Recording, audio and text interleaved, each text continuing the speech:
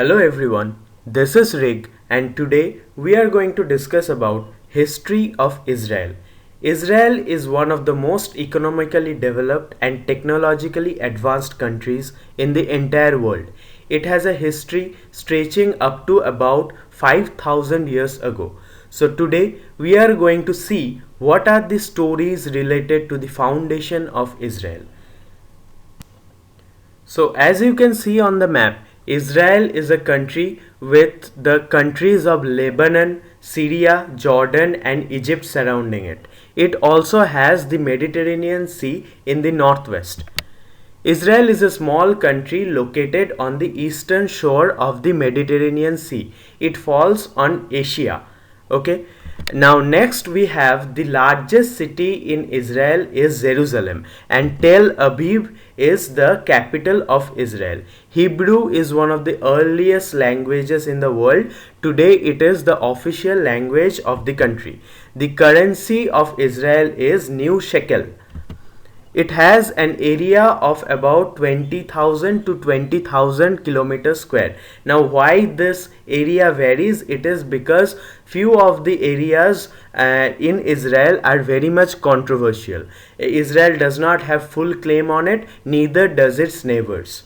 And the population of Israel is less than 1 crore with about 98 lakh people only.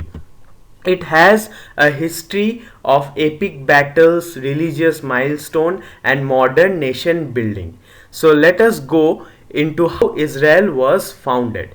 Now ancient beginnings. Canaanites to Israelites.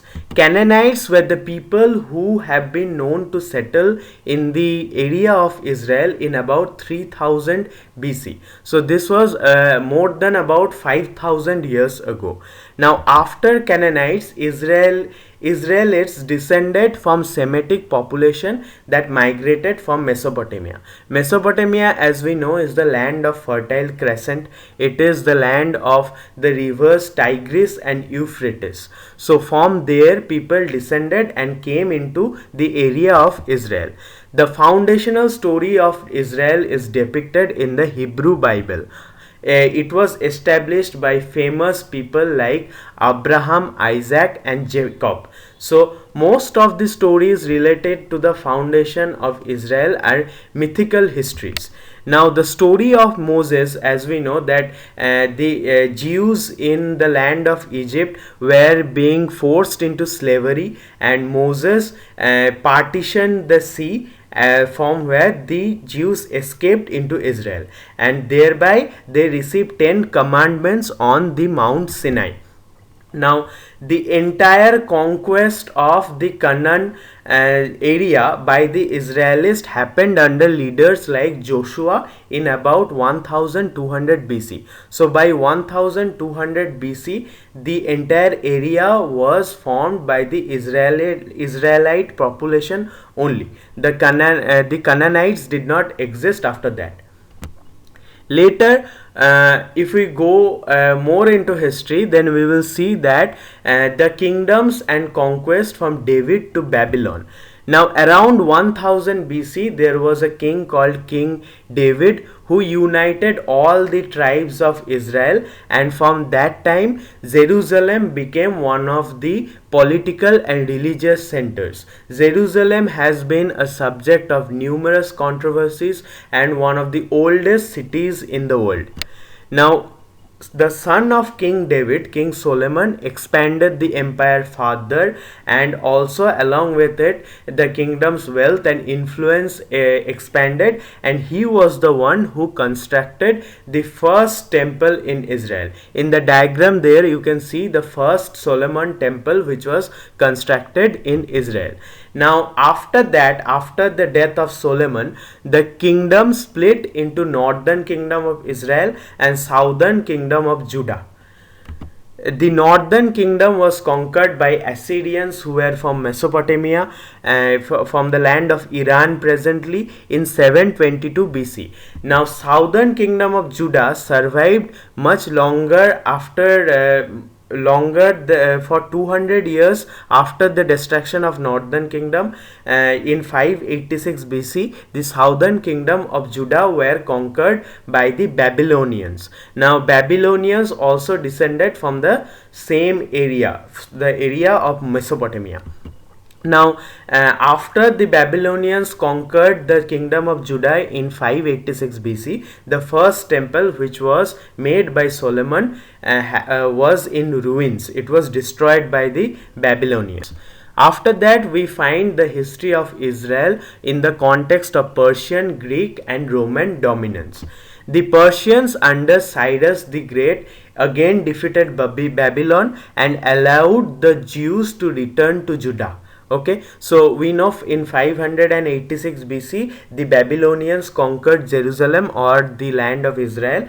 The Persians under Cyrus again defeated the Babylonians and allowed the Jewish people to return to their homeland of Judah.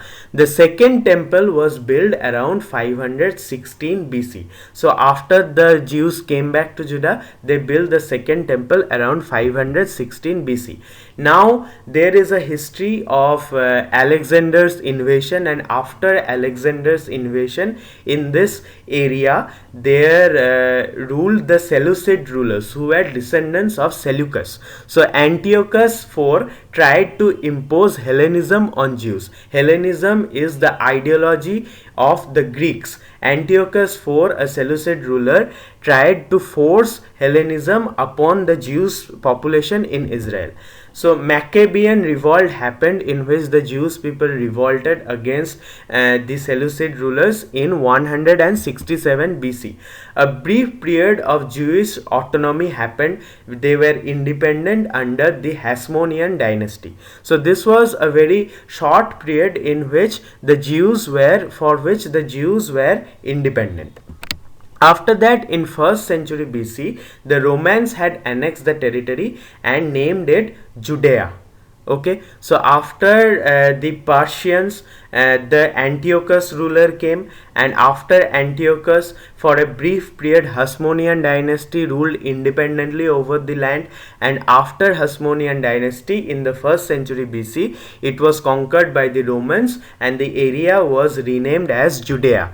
The Jews-Roman wars led to the destruction of Second Temple in 70 CE. So Second Temple survived for about 600 years and it was destroyed during the Jewish-Roman wars in 70 AD. Now Bar Kokhba revolt happened in 132 to 135 AD, in which the Jewish people revolted against the Roman Empire. The Jews were sold into slavery, executed or exiled, and the region was renamed as Palestine. So this is for the first time we find the existence of the name Palestine given to the area of Israel, which is presently known as Israel. So the Jews under the Roman era did not have a happy life. They were executed, exiled, and trodden upon into slavery, and the area was renamed as Palestine. Now we will see from Byzantine era to Islamic caliphates. The region, now predominantly Christian, became a part of Byzantine Empire in 4th century CE. In the map you can see what was the extent of Byzantine Empire. The Byzantine Empire was basically the coast of Mediterranean Sea. So as this land was under the coast of Mediterranean Sea, therefore it became dominant under the Christian rule. Okay, and by 4th century CE it was under the Byzantine Empire.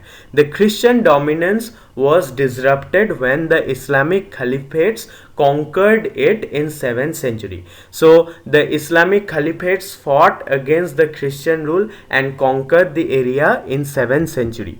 Under the Islamic rule, the Jews and the Christians were given dhimmi status, which means that they could enjoy religious freedom, but obviously they had certain restrictions. So the Jews were not driven away or the Christians were not forced into slavery. They were allowed to stay in that area, but they had to follow certain restrictions. Over the next centuries, control of the area shifted from one Muslim dynasty to another, and the famous Muslim dynasties which control this area were Umayyads, Abbasids, Fatimids, and Ayyubids. So these were the famous Muslim dynasties who ruled over Israel during this time. After that, we have the era of Crusades, which stretched up to the Ottoman era. The Christian West was driven by political motivation to conquer the Holy Land. The land of Jerusalem was known as Holy Land. It was holy to the Christians. They believed in that, and so they launched a series of invasions into Jerusalem, and eventually Jerusalem was captured by Christians in 1099 AD. And after that, for after 130 years after that, again it was retaken by Muslims under Saladin. Now Saladin was one of the greatest rulers of Central Asia. Okay, and he conquered Jerusalem from the Christians in about 1187 AD.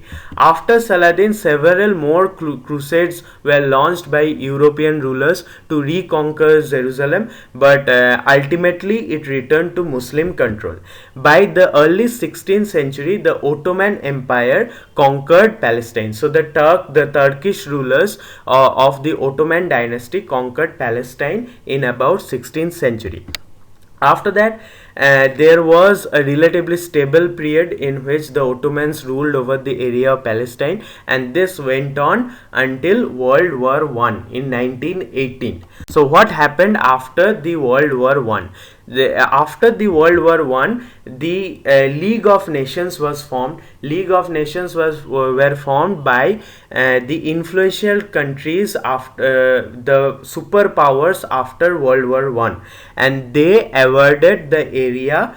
They awarded the control of the area to Great Britain. Now, what did Great Britain do with it? In the Balfour Declaration, Britain stated that it will be a home of the Jewish people in Palestine, that the area of Palestine will be a home of the Jewish people. Now this was acceptable to the Jews, but obviously, as we can understand, the Arab world, which was mainly Muslim dominated, protested against it. So this led to Jews immigration from different parts of the world. Now all over the world there were many Jews scattered here and there. All of them got a homeland to stay in, and so they came to the area in groups. Okay, they migrated to the area of Israel in order to establish their home state, and that led to conflict between the Jewish immigrants and the Arab population. Now Arab population were mainly Muslim population, and the Jews were Hebrew speaking people, so they migrated into the area of Israel which was dominated by the Muslim population. Hence there was obviously tensions between these two kinds of people.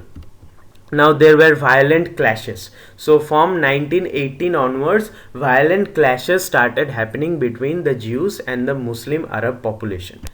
After that, we will learn how the state of modern Israel was formed. Now, the UN after the Second World War, during the Second World War under the regime of Hitler in Germany, the Jews were subjected to inhuman practices. 11 million documented Jews were killed by Hitler, and they were treated as second class citizens and forced to be driven away from Germany. Okay, and this horrified the Jews all over the world. So UN proposed a partition planned in 1947. In that plan, what did they do? They proposed to divide Palestine into a separate Jewish and Arab state. So the area of Palestine would be divided into a Jew state and an Arab state. Now this policy was accepted by the Jewish leaders, but the Arab leaders objected violently to it. And what happened? On May 14, 1948, David Ben Gurion declared the establishment of the state of Israel. He was also the first prime minister of Israel. So when the moment he declared the independent state of Israel, there was immediate conflict with the Arab countries, and so the first documented war between the modern state of Israel and the Arab countries happened in 1948, which is popularly known as Arab-Israeli War of Independence. So the Israel population, the Jews population in the land of Israel, termed it as and war of independence, through which they could establish their home state in the land of Jerusalem, initiated by the Arab coalition in response to Israel's declaration of statehood. Now, they did not give priority to Israel as a state. The Arab coalition, several Arab countries which were Muslim dominated countries, they formed a group or a coalition together and declared war against Israel. Despite being outnumbered, Israel repelled the invaders and expanded its territory beyond the UN's proposed boundaries. Okay, so as we know, in 1948, UN or the United Nations divided the land of Palestine into two parts. In one part, Jews will be there. In one part, the Muslim Palestine people will be there. So in the war of 1948, when the Arab country coalition, they attacked Israel, Israel defeated them despite being outnumbered and extended the given boundary by the UN. Okay, they went beyond the boundary of the UN and conquered areas of Palestine. The war led to significant Palestinian displacement. So the Palestinian people were forced to move from their area and migrate into the inner parts of Palestine, because Israelites extended the boundary that was proposed by the UN. So this is a very significant war in which the state of Israel was founded, and for the first time we see the Arab world, despite forming a coalition against Israel, despite being much larger in numbers, were defeated by the Israel, and the state of Palestine became smaller because the Israel boundary was extended beyond the proposed UN boundary. Now, next war was fought in 1956, which is Suez Crisis. Now, Suez Canal is a canal that channel that connects Europe with Asia. Okay, it connects the Arabian Sea with the Mediterranean Sea, and most of the world's trade happens through the ships which goes through the Suez Canal, and the one who is in control of Suez Canal receives a huge amount of money in tax, and they also control the trade of the world. So the tensions over the control of Suez Canal and guerrilla attacks across border. So the Suez Canal mainly flows through the province of Egypt, which is currently the country of Egypt. So the Egypt wanted to gain control over the Suez Canal, which was not liked by many other powers including Israel, and so Egypt launched surprise attacks on the borders of Suez Canal. The tripartite invasion. Now Britain, France and Israel together formed a coalition and invaded Egypt for the control of Suez Canal, which is one of the major corridors of economy in the whole world. So after pressure from Russia and pressure from United States, the coalition of British, France and Israel were forced to withdraw from the war, and thus the war came into a standstill. Now this made Israel as one of the most powerful countries of the world, because they could challenge against the might of Arabian powers, and thus there was a significant shift in the Middle Eastern geopolitics. The next war was in 1967, which is popularly known as Six-Day War. Now this war, unlike the other two wars fought by Israel before this, it was launched by Israel. So Israel started this war, and they launched a preemptive strike against Israel, Jordan, and Syria, all of which are neighbors of Israel and Arab countries with majority of Muslim population. So within 6 days, the areas of Gaza Strip, Sinai Peninsula, West Bank, Old City of Jerusalem, and the Golan Heights were captured by the Israeli forces. So this delivered to the world that Israel was a mighty military power. Okay, for the first time, the world came to know about the military might and technological advancement of the country of Israel, because within just 6 days, the Gaza Strip, Sinai Peninsula, Old Bank, Old City of Jerusalem, and the Golan Heights were captured by the Israeli forces. This victory shifted the regional balance of power. So from this moment onwards, Israel came to be one of the most powerful country, not one of the most powerful country, both in the aspect of economy and also in the aspect of military, in the Central Asian powers, among the Central Asian powers.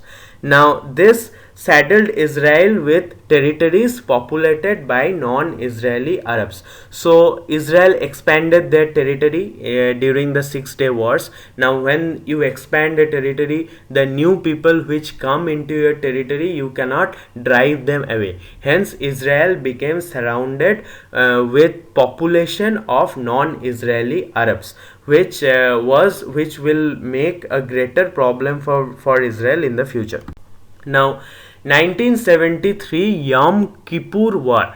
Okay, now what happened? Yom Kippur is the holiest day in Jewish calendar. It is a day of holiness, a sacred day according to the Jewish religion. And in that day, a coalition was led by Egypt and Syria, which launched a surprise attack on Israel. So Israel had no idea that they will be attacked, and the coalition was headed by Egypt and Syria. Initially, Israel was surprised, they were caught off guard, but eventually they grouped together, and with higher military technology, they turned the favor of the war to the side of Israel. This war led to the realization that peaceful negotiations were essential for regional stability. In this war, one of the most important figures in history was Prime Minister Golda Meir, who was the first female Prime Minister of Israel and one of the most efficient leaders of Central Asia. She led the country into victory despite being vastly outnumbered and suffering huge losses in the beginning of the war. So Yom Kippur War is one of the highest, has one of the highest credibility in the Israel military might. Okay, this was one of the greatest victory that the Israel people celebrate up to this day. Now in 1982, Israel launched the Lebanon War. Israel invaded South Lebanon to push out the PLO. Now PLO is an organization that fights for the liberty of Palestine. Israel had problem with PLO, obviously, because PLO did not want existence of Israel. Hence Israel was forced to invade southern Lebanon to push out PLO. Now this was one of the longest war in Israel history. Now Israel forced not only the PLO but various other military Lebanese militias. Okay, so when they entered Lebanon, they found out that it was not only the PLO they were fighting against, but along with PLO there were various other Lebanese militias who grouped together to fight against Israel. Now Israel withdrew in the year 2000. So this war was fought by Israel for about 18 years. For 18 years, Israel struggled to drive out the PLO forces from Lebanon. Now, Israel withdrew in 2000. Before withdrawing, they established their own militia in the province of southern Lebanon to secure its northern border. So Lebanon is in the north of Israel. Now to secure its northern border, Israel established their own form of militia in order to fight against the PLO. So all this conflict led to many peace initiatives and also many more ongoing conflict. Now when there are wars, no one wants to have war for the sake of enjoyment only. So when Israelis are fighting against many powers of Arab coalition, the other superpowers in the world during that time thought it to act as a peaceful negotiator between Israel and the Arab countries. So the Camp David Accords between Egypt and Israel was negotiated by President Jimmy Carter, and it marked the first peace treaty between the Israel and the Arab state. However, the Palestinian question, like what will be the exact state of Palestine, how will they be governed, and what will be their area of occupation, all these things were still unresolved. So this was the beginning of peace negotiations between Israel and the Arab world, mainly the Egypt and Palestine. Now, in 1993, Oslo Accords were brokered in secret and signed publicly on the White House lawn. And this saw mutual recognition between Israel and the PLO, which is the organization that fights for the liberty of Palestine.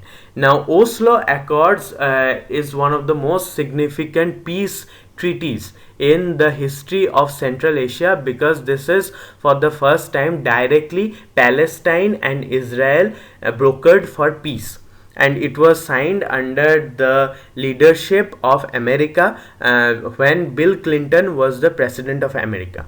Now in recent years, even though there have been various peace accords, in recent years conflict between Israel and Hamas is very much popular and trending in all parts of the world.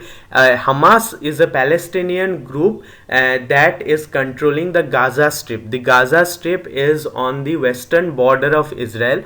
Now a Hamas group named Hamas is controlling the area of Gaza, and they have frequently attacked Israel drone, and Israel have also responded violently to their attacks. So these conflicts have made it impossible for peace to exist between Israel and the other Arab countries of Central Asia. So that was all about Israel. Today, Israel is one of the most advanced technologically and economically countries in the world, and we hope that peace will prevail between all the states. So thank you, and this video was a lot different from the other videos which I make. The other videos are basically focused on the chronological history of India, and now since Israel is one of the most volatile topics in the history, therefore I thought it appropriate to discuss about the origin story of Israel. Hope you like it, and please support me so that I bring wonderful contents in future. Thank you so much.